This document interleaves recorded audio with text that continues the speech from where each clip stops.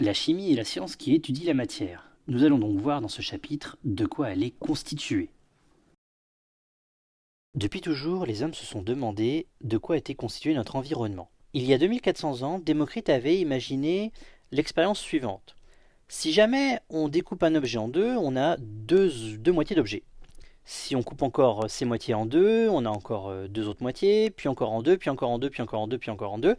Et au bout d'un moment, pour Démocrite, on va arriver à un objet qu'on ne pourrait plus découper. Cet objet, qui serait donc insécable, insécable ça signifie que l'on ne peut plus couper, ce qui donne en grec atomos. Une centaine d'années après, Aristote, grand philosophe de son époque, avait imaginé que la matière était faite de quatre éléments: l'eau, la terre, l'air et le feu. Cette vision d'Aristote est beaucoup plus concrète puisqu'on sait tous ce qu'est l'eau, le feu, l'air, la terre, alors qu'imaginer des petits grains invisibles qui constituaient tout était beaucoup plus difficile. C'est pour cette raison que la vision d'Aristote l'a emporté et qu'elle a même régné pendant 2000 ans en Europe. Il a fallu attendre le milieu du XVIIIe siècle avec Cavendish, avec Priestley et surtout avec Lavoisier pour se rendre compte que cette vision d'Aristote n'était pas tout à fait vraie. Je parle de Lavoisier. Lavoisier a notamment été capable de fabriquer de l'eau. Et ça, c'est impossible si l'eau est une des briques fondamentales de matière, comme Aristote l'avait prétendu. Il a également été capable de couper en deux, de séparer en deux l'air. Or, encore une fois, l'air étant un des quatre éléments d'Aristote, on ne peut pas le casser en deux puisque c'est une brique fondamentale selon Aristote. Au tout début du XIXe siècle, Dalton, en faisant encore d'autres expériences, en est arrivé à la conclusion que la matière était faite de petits grains. Il a repris le terme d'atomos et ça a donné le mot atome. La matière est faite d'atomes. À quoi peuvent ressembler les atomes? Si la question est simple, la réponse est complexe et on va amorcer un début de réponse qui ne sera terminé que quand vous aurez terminé vos études, parce que l'atome est quelque chose de très complexe. La notion d'atome est une notion qui est relativement peu accessible à l'homme, puisqu'un atome mesure un 10 milliardième de mètre, donc invisible à l'œil nu. C'est pour cette raison qu'on va regarder ensemble une vidéo du site du CERN. Le CERN, c'est le Centre européen de recherche nucléaire, où on va zoomer sur la matière, notamment sur les cheveux. Et on va voir que ces cheveux sont faits de brins, de fils, qui sont eux-mêmes faits de brins encore plus petits, et qui vont laisser apparaître certains édifices. Ces édifices, ce sont les atomes. Ce chapitre s'intitule Espèces chimiques, tout simplement parce qu'une espèce chimique est un ensemble d'entités chimiques identiques. Pour comprendre, prenons trois exemples. Tout d'abord, ce matériau qui est rouge, c'est un métal, a priori ça doit être du cuivre. Ce métal cuivre est constitué uniquement d'atomes de cuivre. C'est donc l'espèce chimique atome de cuivre. Cette poudre noire que vous observez maintenant, elle, n'est constituée que de molécules d'oxyde cuivreux. Il n'y a que ça. C'est donc l'espèce chimique qui est présente dans cette poudre. Enfin, dans ce liquide, vous observez une coloration bleutée qui est due aux ions cuivriques. La couleur bleue est uniquement due aux ions cuivriques, qui est donc l'espèce chimique visible sur cette image. Dans chacune de ces trois substances, vous avez un seul type d'entité chimique. Et cette entité chimique, c'est ce qu'on va appeler donc l'espèce chimique. Dans le premier cas, vous avez que des atomes de cuivre, dans le deuxième, que des molécules d'oxyde cuivreux, et dans le troisième, la coloration bleutée uniquement due aux ions cuivriques. Il existe quatre types d'espèces chimiques: les atomes, qui sont donc les grains de matière, les molécules, qui sont des assemblages d'atomes, les ions, qui sont des atomes ou des molécules chargées électriquement, soit positivement, soit négativement, et enfin les radicaux libres que nous ne verrons pas au collège.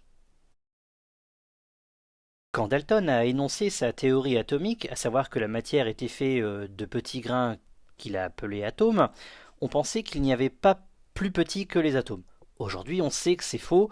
Les atomes sont faits de quarks, de gluons, d'électrons. Voilà, je vais pas trop compliquer. Mais par contre, il y a une chose qui est toujours vraie. C'est que l'atome, c'est la plus petite particule d'un élément ne pouvant plus être divisé sans perdre ses propriétés chimiques. Ça signifie que si vous pouvez avoir par exemple deux électrons identiques, et d'ailleurs tous les électrons sont identiques, par contre, cela n'est absolument pas vrai pour les atomes. Les atomes, il en existe énormément de différents, une centaine. Alors pour être précis, il y en a 92 qui sont naturels. Naturels, ça veut dire qu'ils existent naturellement dans l'univers, et 26 qui sont artificiels, c'est-à-dire fabriqués par l'homme.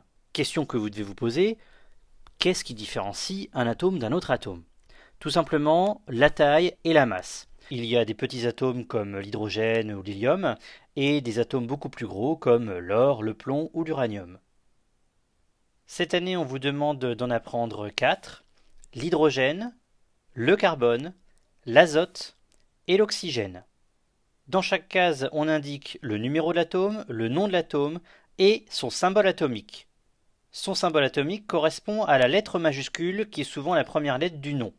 Si jamais la lettre est déjà utilisée, on rajoute à ce moment-là une deuxième lettre qui sera en minuscule. Sinon, s'il n'y a qu'une seule lettre, elle doit être impérativement en majuscule. Le symbole atomique de l'hydrogène est H majuscule, celui du carbone C majuscule, celui de l'azote N majuscule, et enfin celui de l'oxygène O majuscule. On va être également amené à dessiner les atomes pour se rendre compte comment ils s'organisent les uns par rapport aux autres. Et donc on va utiliser des modèles atomiques. Des modèles atomiques, en fait, ce sont des sphères colorées. Ce sera blanc pour l'hydrogène, noir pour le carbone, bleu pour l'azote et rouge pour l'oxygène. Ça aussi, c'est à connaître.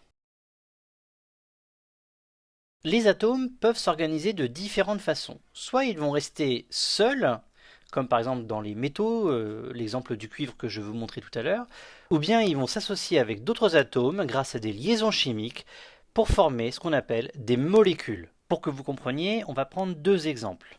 Tout d'abord, l'atome d'hydrogène. Lui ne reste jamais seul. Il peut se mettre avec un autre atome d'hydrogène, pour à ce moment-là former une molécule qu'on appelle la molécule de dihydrogène. Le carbone et l'oxygène peuvent s'associer entre eux pour former une molécule qui contient deux oxygènes et un carbone.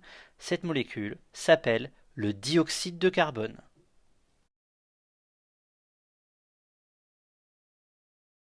Concernant les molécules, ce qui va intéresser le chimiste, c'est de connaître la composition de ces molécules.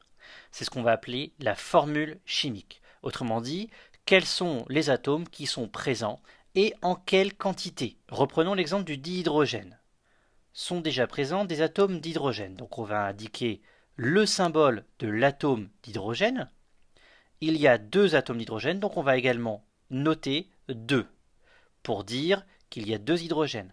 Attention, le 2 doit être indiqué en bas à droite. C'est-à-dire qu'il faut écrire à cheval sur la ligne sur laquelle vous écrivez le H majuscule. Ce qui signifie qu'il ne faut jamais écrire H2 avec le 2 aussi grand que le H, jamais le 2 en hauteur et jamais le 2 devant le H. Ça s'écrit toujours après.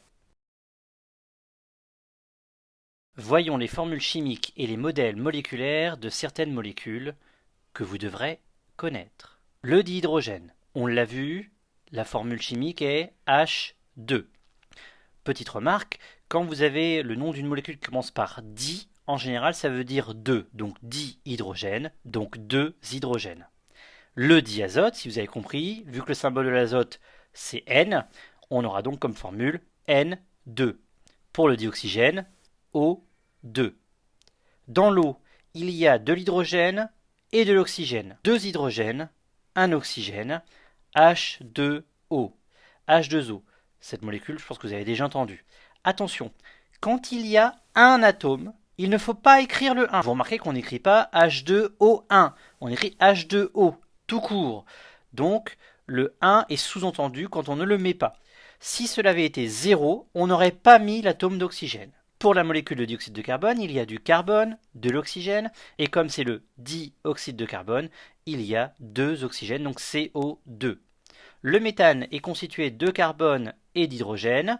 En l'occurrence, il y a 4 hydrogènes, donc la formule sera CH4. Voyons maintenant les modèles moléculaires. 2 hydrogènes, 2 sphères blanches, 2 azotes, 2 sphères bleues, 2 oxygènes, 2 sphères rouges. La molécule d'eau est une molécule qui a un atome d'oxygène au centre et 2 atomes d'hydrogène qui forment un angle. La molécule de dioxyde de carbone est rectiligne. Et enfin la molécule de méthane avec son atome carbone central et les 4 atomes d'hydrogène périphériques. Si l'on ne peut pas voir les atomes et les molécules car ils sont trop petits, les chimistes ont tout de même des moyens de détecter la présence de certaines espèces chimiques. Par exemple, l'eau peut être détectée grâce au sulfate de cuivre. Le sulfate de cuivre est une substance qui devient bleue en présence d'eau. Le dioxyde de carbone, lui, peut être détecté avec de l'eau de chaux. L'eau de chaux se trouble, devient blanchâtre lorsqu'elle est en présence de dioxyde de carbone. Le dioxygène, lui, est capable soit d'amplifier une flamme, soit de raviver une flamme à partir d'une bûchette incandescente. Enfin, le dihydrogène, en présence d'une flamme, va émettre une détonation, un pop, caractéristique. On peut également utiliser des propriétés de certaines espèces chimiques pour les identifier. Par exemple, la température de changement d'état. On sait tous que l'eau gèle à 0 degré et bout à 100 degrés. Il n'y a que l'eau qui a ces propriétés-là. On peut également calculer ce qu'on appelle la masse volumique, ρ, en faisant la masse divisée par le volume. La masse s'exprime en kilogrammes, le volume en mètres cubes, et ρ, la masse volumique, en kilogrammes par mètre cube. On peut également utiliser d'autres unités pour avoir le gramme par litre, c'est-à-dire la masse doit être en grammes, le volume en litres, et donc la masse volumique en grammes par litre. Dernière propriété intéressante à utiliser, la solubilité. Elle est propre à chaque substance. Par exemple, on peut dissoudre 360 g de sel dans 1 litre d'eau, tandis qu'on peut dissoudre 2000 g de sucre dans 1 litre d'eau.